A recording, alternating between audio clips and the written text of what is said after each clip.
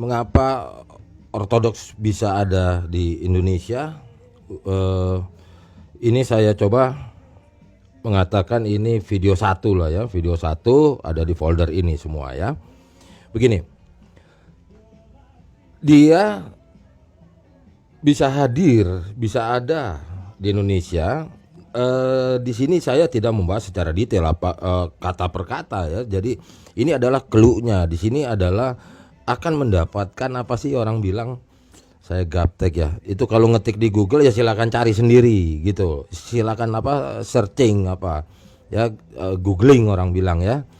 Kepada ini ngetik begitulah. Nanti kalau saya sebut ini ya ketik aja sendiri, cari sendiri, buktikan sendiri supaya tidak ada itu yang namanya asumsi pendapat pribadi atau gimana, ya baca aja sendiri begitu. Jadi supaya tahu kunci bilangnya ya, cluenya ya. Begini. Ini adalah iman ortodoks ya, terdiri dari dua suku kata awalnya, ortos dan doxa.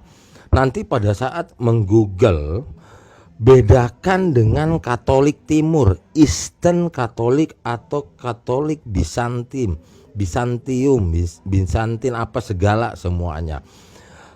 Supaya cepat aja singkat, saya harus katakan itu berbeda, dan yang beredar di internet keliru, bahkan salah penguraiannya.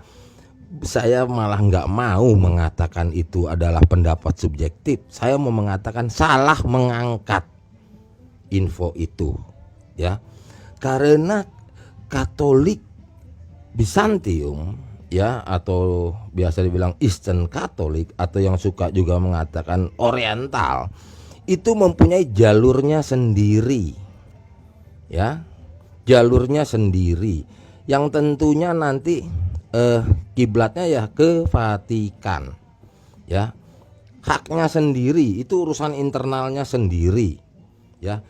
Nanti de facto de jure memang ya gitu deh, nggak bisa di video singkat saya terangkan. Nah, ortodoks itu mempunyai jalur historisnya sendiri juga gitu ya, yang the real ortodoks itu nanti cari sendiri, agak susah yang Indonesianya di Google ya, karena memang ya disitulah ya, kita ndak usah skip, tidak usah subjektif, tidak usah ya skip ya, bilang gini ya, memang itu Vatikan lebih beken lah, lebih populer, lebih top, administrasinya, keorganisasiannya lebih begitulah ya, gitu aja, nanti cari sendiri. Nah, ada banyak perdebatan mengatakan enggak gitu, ini gini, ya silahkan, Eastern Katolik silahkan demikian gitu. Jadi begini ya, berbicara iman, berbicara religion,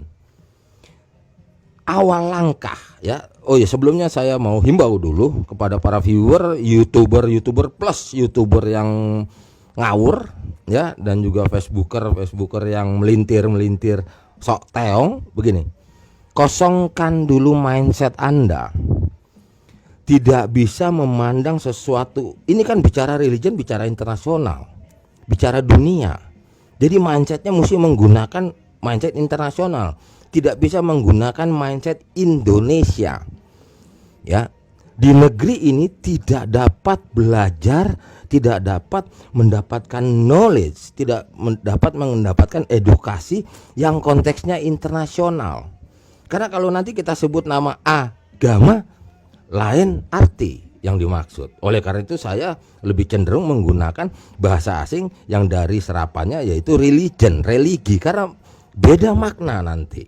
Jadi salah paham terus, nggak mengerti. Oleh karena itu kosongkan dulu mindset yang sudah tertata di benak masing-masing para youtuber, para netizen ya, supaya ngerti dulu gimana sih mindsetnya secara internasional, secara dunia begitu ya. Jadi tidak ada objektif subjektif di sini, tidak ada, menggelar saja, menguraikan saja apa yang ada di bumi ini begitu. Nah begini, sampai di mana ya, ini Eastern Katolik silakan mempunyai perjalanannya sendiri, kiblatnya Vatikan. Ortodok pun mempunyai patriark-patriarknya sendiri, mempunyai paus-pausnya sendiri. Nanti diuraikan ya. Nah, ada perdebatan tentang penggunaan nama, siapa yang pertama, siapa yang enggak gitu ya. Setelah peristiwa, nah ini dia, kalau saya nulis gini kan langsung cari sendiri ya. Setelah peristiwa tahun 1054 ya, ada persengketaan konflik ya.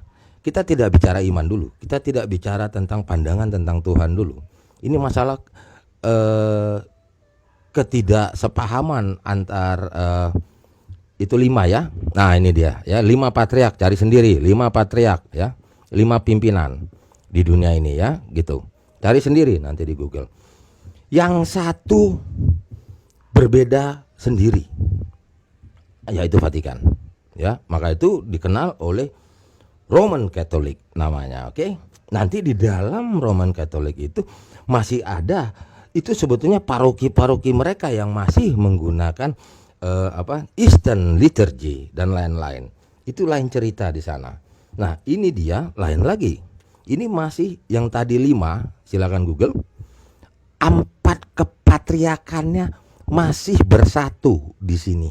Karena memang posisinya masih istilahnya kalau bumi dibelah, belahan dunia timur. Lah yang satu ya udah ke barat gitu loh. Oke. Dan juga jangan berpikir belahan dunia hari ini semuanya ya tentang letak-letak geografis tidak sama seperti ribuan tahun yang lalu gitu loh. Greek itu, Siprus itu bukan Eropa Barat, bukan apa, beda. Padahal Yunani sama apa itu sekarang Itali namanya, ya kan, sama Itali tetangga. Tapi pada saat kita berbicara Itali dari dulu dibilang memang Western world.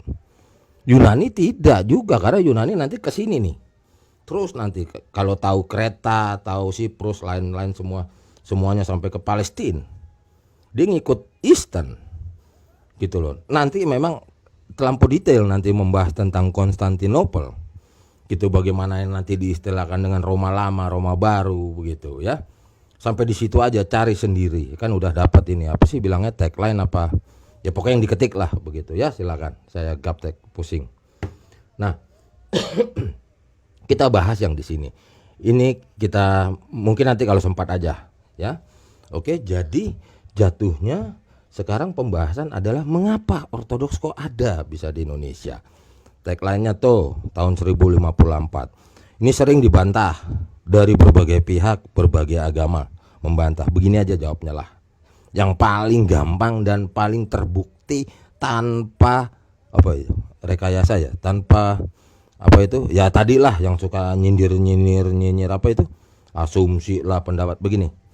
Buka, saya agak lupa sebetulnya, surat kabar Kompas, surat kabar fisik ya, kalau nggak salah tahun 2001 ya, antara 2001 atau 2002 2004 itu 2001 lah paling lah, cari aja sendiri headline newsnya ya. Waktu itu beliau ya sekarang sudah almarhum ya, Paus Paulus Yohanes II ya, Paus Paulus Yohanes II berkunjung bersilaturahim kepada patriark Greek Ortodoks.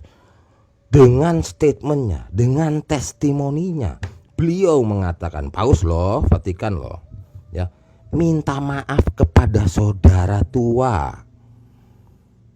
Bicara kepada siapa?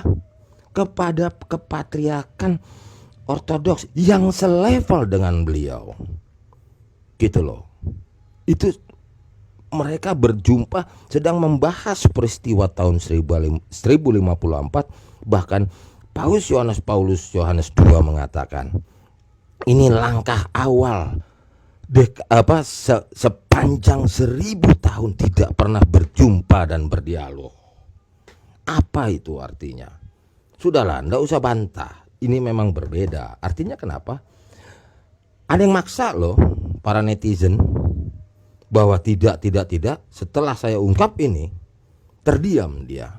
Termasuk para agamawannya. Udahlah, sekarang zaman internet, tidak bisa men-skip, tidak bisa meminorkan sesuatu yang ada, puzzle ini. Nanti umatmu ya, para agamawan entah dari kekristenan apa, agama apa nggak tahu ya. Sok tahu, nanti akhirnya para followernya malah belajar sendiri dari internet, ntar malu sendiri ujungnya gitu ya. Jadi gitu loh. Ya udah begini, masalahnya mau apa enggak, ngikut yang mana silakan. Jadi begini, lupa lagi tadi masalah mindset.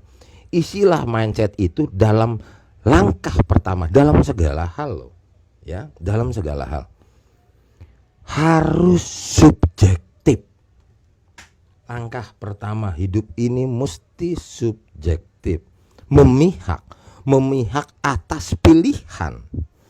Loh, nggak bisa gitu dong. Nanti itu kan harus objektif kita hidup. Nanti setelah masuk koridornya, klasternya, pilihan, choosing kita, choice kita, ya ini nanti akan belongs to self, gitu loh. Akan gini. Itu namanya kan disilakan subjektif jadinya. Kalau kita sudah memilih ini, maka ini akan belongs to, saling belongs, bahkan mutual. Baru setelah menjadi orang dalam istilahnya, di dalamnya baru melihat keobjektifan dan kesubjektifan tentang klaster ini, tentang komunitas ini, tentang rumah tangga ini. Tidak bisa orang yang masih di luar objektifan. Pertanyaannya, komparasi dengan apa mengobjektifkan? Dengan rumah tangga orang lain enak aja. Ya orang lain dong. Katanya enggak dong, kita mesti perbandingkan. Kita mesti ada compare dong. Compare sama siapa? Orang lu kan di luar. Ini kan ini rumah tangga A, ini rumah tangga B, ini rumah tangga C. Enggak dong, kita mesti banding dong sama agama itu. Kita mesti banding dong sama agama ini. Ini kan kita mesti lihat perbandingan. Mana objektifnya, enak aja loh. Masa lo mengukur agama A dengan ukuran agama C? Masa lo mau mengukur agama B dengan ukuran agama D? How stupid kamu. Gitu loh. Jadi harus langkah pertama subjektif, artinya adalah kita harus memihak dulu atas pilihan saya, pilihan diri saya.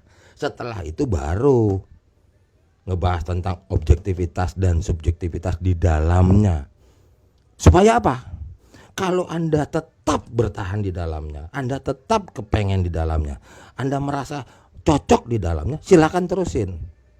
Karena Anda bondang banding di dalamnya objektif, subjektif, asumsi apa pendapat, kamu nggak suka silakan keluar, gitu loh.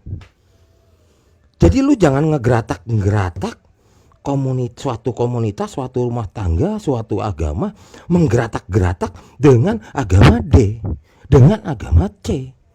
Nggak gitu cara mindset orang yang berpendidikan ya, nggak gitu.